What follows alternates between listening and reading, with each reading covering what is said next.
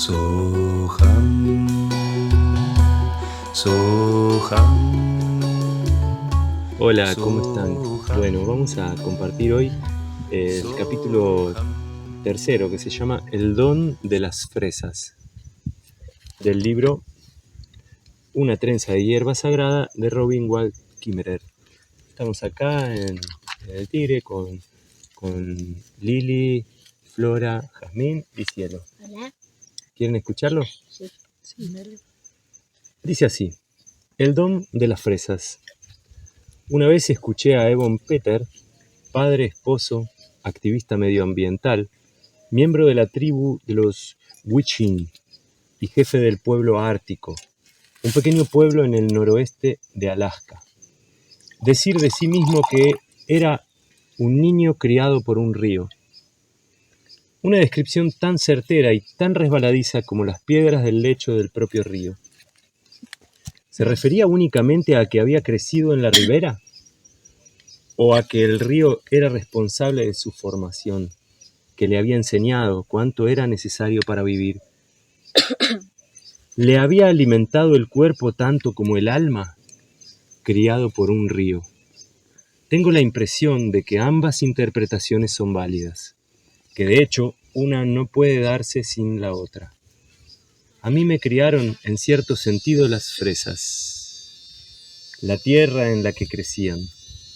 También contribuyeron los arces, las tsugas, los pinos blancos, las varas de oro, los asteres y los musgos del norte del estado de New York. Pero fueron las fresas silvestres, bajo las hojas empapadas de rocío de las mañanas primaverales, las que conformaron mi comprensión del mundo, las que me enseñaron mi lugar en él. A espaldas de nuestra casa se extendían varios kilómetros de antiguos campos de heno, divididos por muros de piedra seca que llevaban mucho tiempo sin cultivarse. El bosque aún no se había adueñado de ellos. Después de que el autobús del colegio me dejara en lo alto de la colina, yo corría a casa, tiraba al suelo la mochila de cuadros rojos, me cambiaba de ropa antes de que mi madre pudiera mandarme alguna tarea y saltaba el arroyo para internarme entre las varas de oro. Nuestros mapas mentales contenían todas las señales que necesitábamos entonces.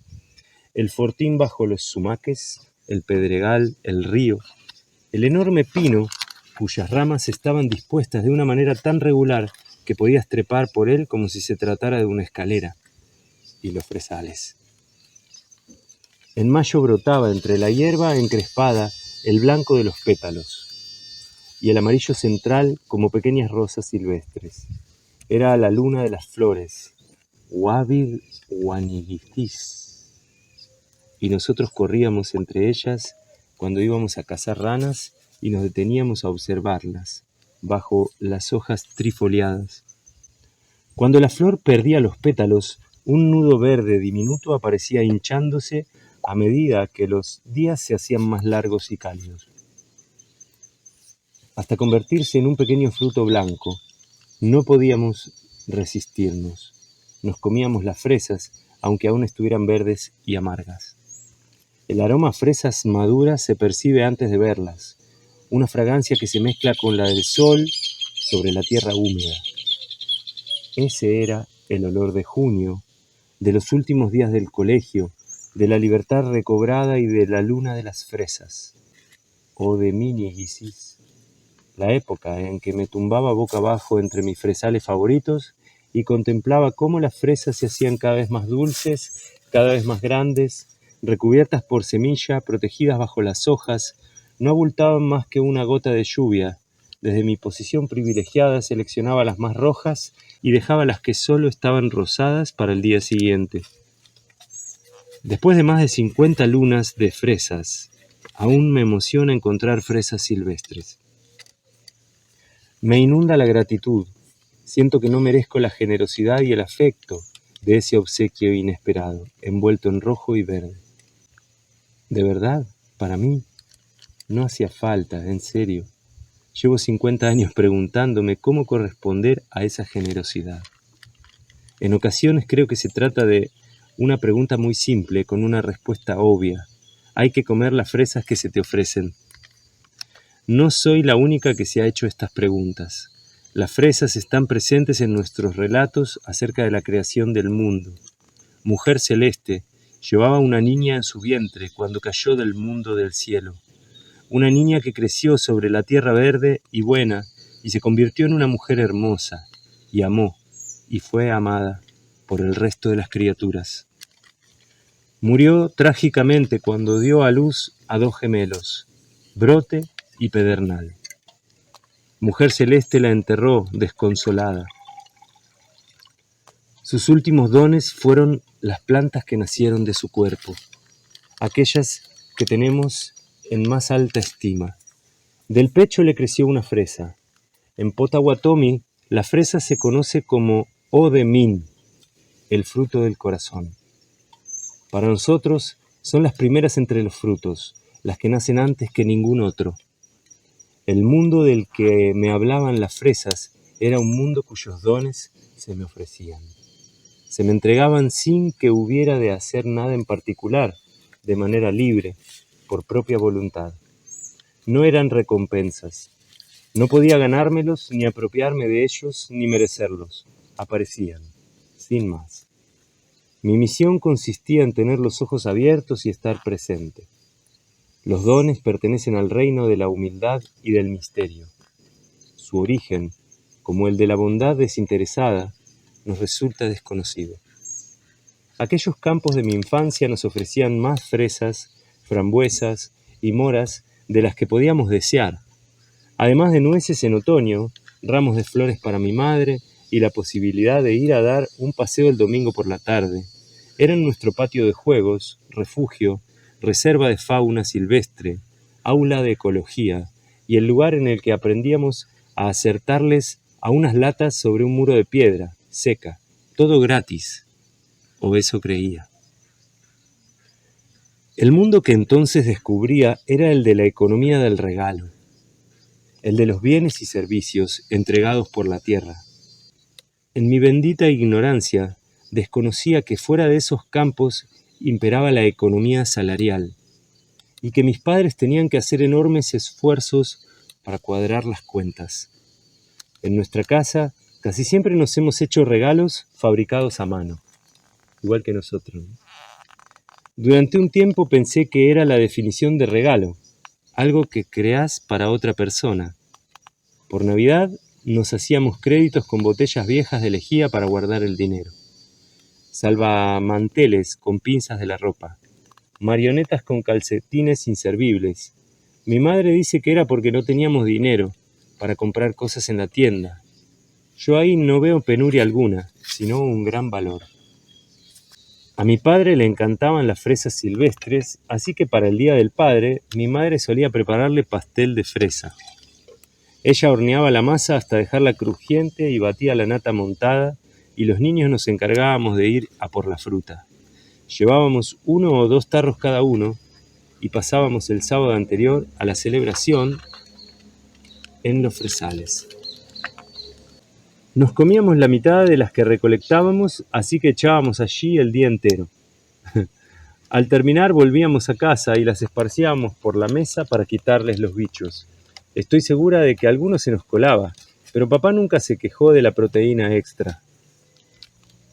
Para él, como vos, para él de hecho el pastel de fresa era el mejor regalo posible, o eso nos hacía creer. Era un regalo que no podía comprarse. Cuando recogíamos las fresas no nos dábamos cuenta de que el regalo nos lo hacía la tierra, no nosotros. Nuestro regalo eran el tiempo y la atención y el cuidado y los dedos rojos, frutos del corazón, qué duda cabe. Los dones de la tierra y los regalos que nos hacían los demás crean relaciones particulares, una suerte de obligación de dar, recibir y corresponder. El campo nos entregó sus frutos, nosotros le hacíamos un obsequio a mi padre y tratábamos de devolverles algo a las fresas. Al término de la recolección, las plantas ponen sus esperanzas de que unos pequeños frutos rojos produzcan nuevas plantas. A mí me fascinaba la forma en que recorrían la tierra, buscando el lugar apropiado, y me dedicaba a limpiar la hierba de las zonas en que se instalaban. Del fruto salían raíces diminutas y al final de la estación había nuevas plantas que florecían bajo la siguiente luna de las fresas. Fueron ellas mismas las que nos mostraron este proceso, nadie más. Su don nos situaba en una nueva forma de relación.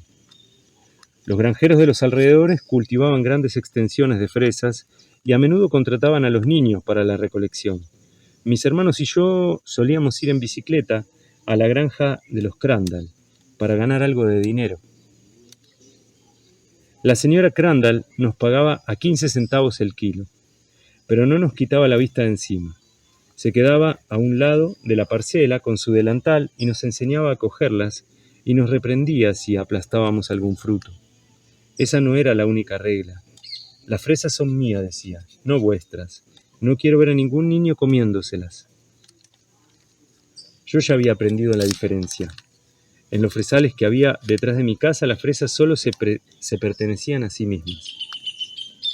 La señora Crandall las vendía a 90 centavos el kilo, en el puesto que tenía junto a la carretera. Resultó toda una clase de economía. Para llenar de fresas la cesta de la bicicleta, habríamos tenido que pagarle casi todo lo que habíamos ganado. Es cierto que sus fresas eran 10 veces más grandes que las silvestres, pero también eran de mucha peor calidad. Nunca las habríamos usado en el pastel de papá. No habría estado bien. ¿Van bien? Sí.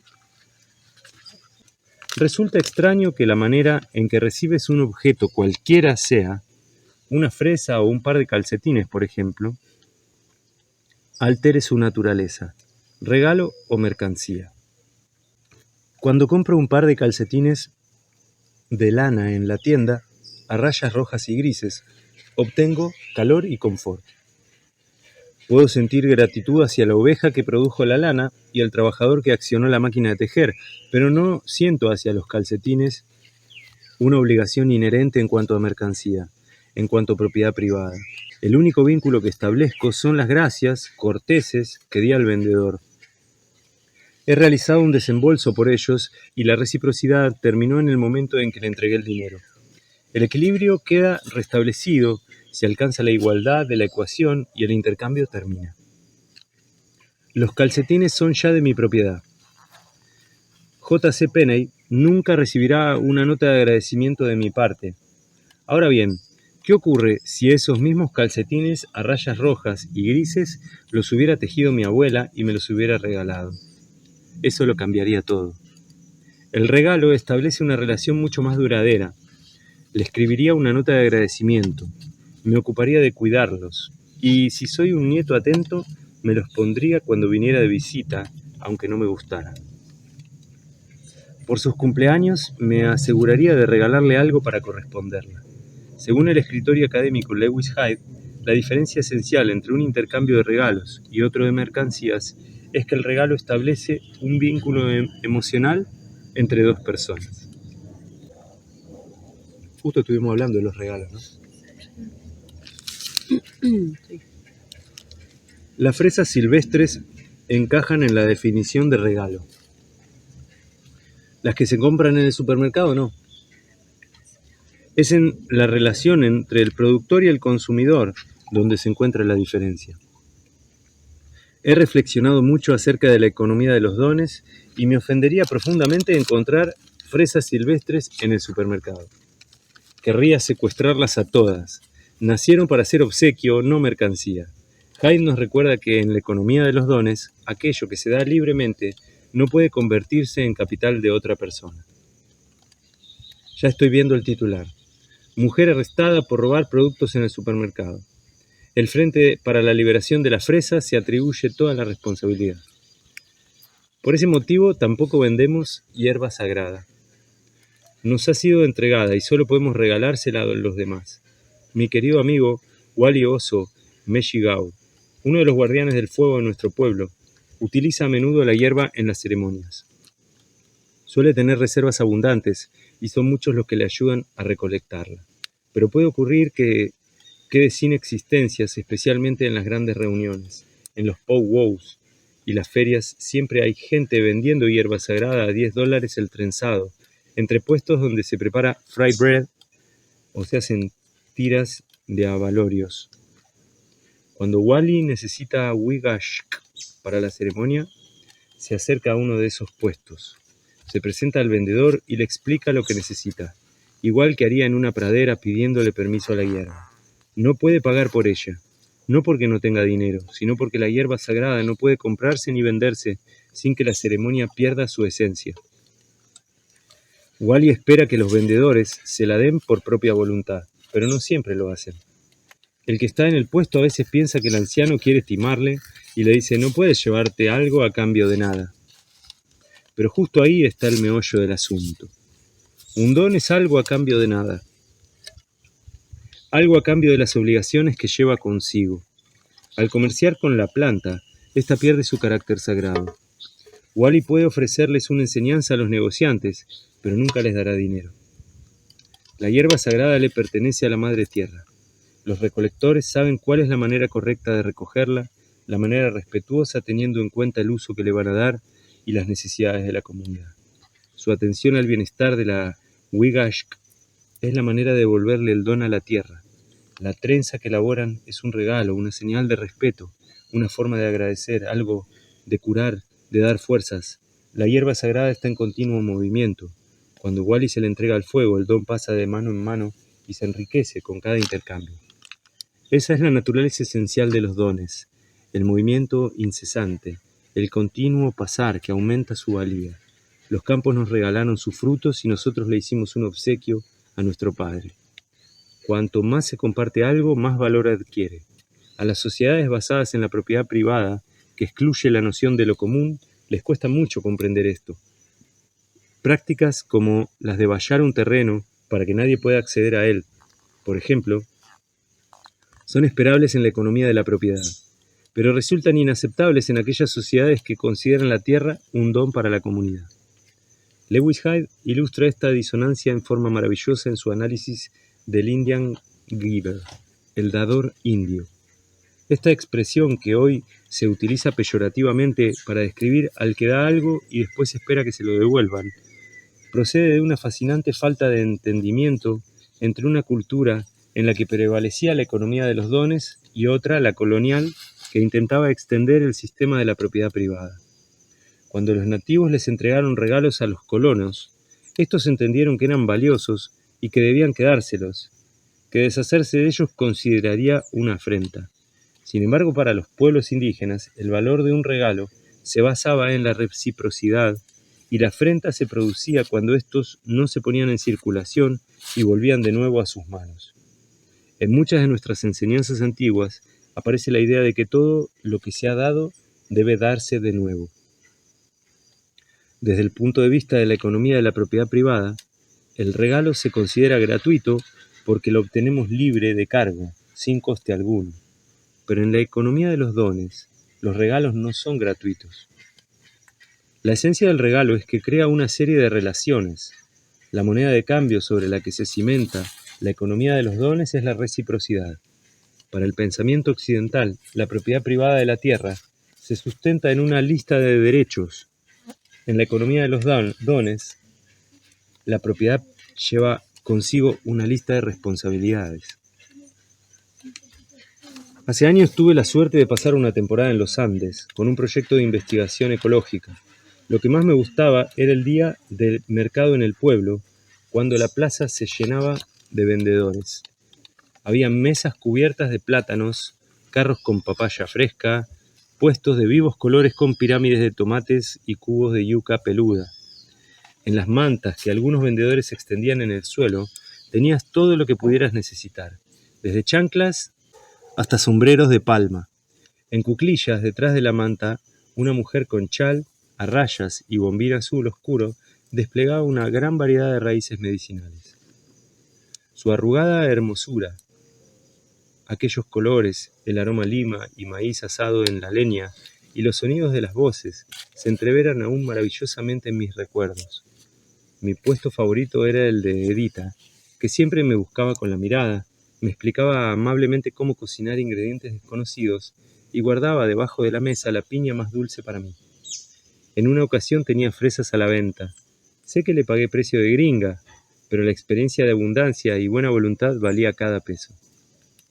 No hace mucho volví a soñar con aquel mercado y con todas las vívidas texturas. Caminaba entre los puestos con una cesta bajo el brazo, como siempre, y me dirigía directamente a Edita a por un manojo de cilantro. Conversamos y reímos, y cuando saqué las monedas, ella las rechazó, agarrándome del brazo y despidiéndome. Un regalo, dijo. Muchas gracias, señora, contesté. Estaba también mi panadera favorita, con los paños limpios dispuestos sobre las hogazas redondas. Señalé varios panecillos, abrí el monedero y ella también hizo un gesto de rechazo, como si la propuesta de pagarle fuera descortés. Miré a mi alrededor desconcertada. Este era el mercado que conocía y sin embargo todo había cambiado. No solo para mí, ningún cliente pagaba nada. Me invadía la euforia mientras recorría los puestos. La gratitud era la única forma de pago aceptable. Todo era un regalo. Volvía a recolectar las fresas en el campo de mi niñez. Los mercaderes solo eran intermediarios que transmitían los dones de la tierra. Miré la cesta. Había 2 calabacines, una cebolla, tomates, pan y un poco de cilantro. Aún estaba medio vacía, pero yo tenía la impresión de haberla llenado. Tenía todo lo que necesitaba. Me giré hacia el puesto de quesos y pensé en acercarme a por uno. Pero sabiendo que me lo regalarían, que no iba a pagarlo, decidí que no lo necesitaba. Resultaba extraño, era probable que, si simplemente hubieran rebajado el precio de todos los productos del mercado, yo habría adquirido más cosas. Pero dado que todo era un regalo, me sentía cohibida, no quería tomar demasiado. Y empecé a pensar en cómo corresponder a los vendedores al día siguiente con mis propios regalos. El sueño se desvaneció, claro, pero las sensaciones, la euforia primero y la contención después permanecieron. He vuelto a pensar en ello a menudo. En el sueño viví la transformación de una economía de mercado en una economía de dones, los bienes privados convertidos en riqueza común. Y en esa transformación las relaciones que se forjaban resultaban de tanto provecho como los alimentos que me llevaba. En cada puesto y cada manta del mercado veía la compasión y el calor humano transmitirse de mano en mano. Juntos celebrábamos la abundancia de cuanto se nos había dado. Todas las cestas contenían lo suficiente para una comida. La justicia se había realizado. Soy una científica especializada en botánica y quiero hablar con precisión, pero también soy poeta. El mundo se comunica conmigo a través de metáforas. Cuando hablo del don de las fresas, no me refiero a que la fragaria virginiana se haya pasado la noche en vela preparándome un regalo, planeando la producción de aquello que anhelare a la mañana siguiente. Hasta donde yo sé, tal cosa es imposible, aunque como científica comprendo también que lo que sé es bien poco. Sin embargo, la planta sí que ha pasado la noche en vela, mezclando azúcar y semillas y olores y colores. Así es como aumentan sus posibilidades evolutivas. Si consigue que un animal, yo mismo, se lleve sus frutos y los disemine, los genes que definen la producción de tales delicias se transmiten a las siguientes generaciones con mayor frecuencia que los de las plantas que dan frutos menos apetecibles. La calidad del fruto modifica el comportamiento de los agentes de dispersión y tiene por tanto consecuencias adaptativas. Lo que quiero decir entonces es que las relaciones entre el ser humano y las fresas se transforman cuando cambiamos nuestra forma de entenderlas. Es la percepción humana lo que hace del mundo un regalo. Y en esa percepción, tanto las fresas como los humanos resultamos transformados. El vínculo de gratitud y reciprocidad que se establece puede aumentar la aptitud evolutiva de la planta tanto como la del animal. Una especie y una cultura respetuosas con el mundo natural, capaces de corresponder a sus dones, pasarán a sus genes las generaciones futuras con mayor frecuencia que aquellas especies y aquella cultura que lo destruyen. Los relatos que modelan nuestros comportamientos, entonces, tienen altas consecuencias adaptativas. Lewis Hyde ha llevado a cabo muchos estudios sobre la economía de los dones. En su opinión, los objetos se dan en abundancia porque se ven como regalos. Una relación con la naturaleza basada en los dones supone un constante dar y recibir que reconoce nuestra participación en el progreso natural y nuestra dependencia de él. Preferimos entonces responder a la naturaleza como si ésta fuera una parte de nosotros mismos, no como algo extraño o ajeno que podemos explorar. El intercambio de dones es la forma más adecuada de comercio, pues contribuye al progreso de la naturaleza y armoniza con él. En otras épocas, cuando la gente unía sus vidas íntimamente con la tierra, era fácil reconocer el mundo como un regalo. En otoño, los cielos se cubrían de bandadas de gansos y sus graznidos se escuchaban por todas partes. Aquí estamos, decían. La gente recordaba la historia de la creación, de cuando los gansos habían ido al rescate de Mujer Celeste. La gente tenía hambre, el invierno estaba cerca y estas aves llenaban los estanques de comida. Eran un regalo que la gente recibía con gratitud, amor y respeto. Pero cuando la comida no procede de una bandada de gansos en el cielo, cuando uno no siente sus plumas enfriándose entre las manos y no sabe que una vida se ha entregado por la suya, cuando no hay gratitud a cambio, ese alimento no satisface, llena el estómago, pero deja hambriento al espíritu. Algo se ha roto cuando la comida procede de una bandeja de poliestireno envuelta en plástico.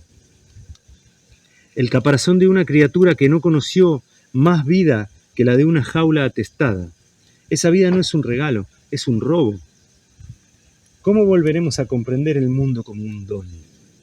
¿Cómo sacralizaremos de nuevo nuestra relación con él? Soy consciente de que no todos podemos convertirnos en cazadores-recolectores. La tierra no lo soportaría. Pero incluso en una economía de mercado, no podemos comportarnos como si el mundo fuera un obsequio que se nos ha entregado. Para empezar, podríamos escuchar a Wally.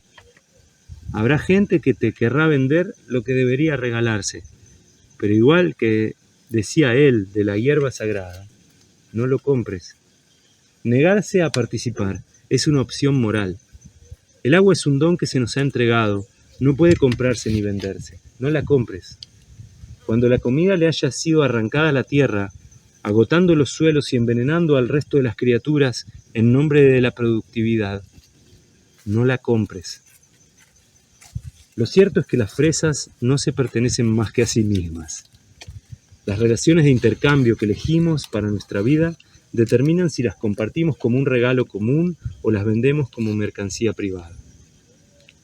En esa decisión hay mucho en juego. Durante la mayor parte de la historia de la humanidad, y aún en algunos lugares, la norma general fue la distribución comunal de los recursos.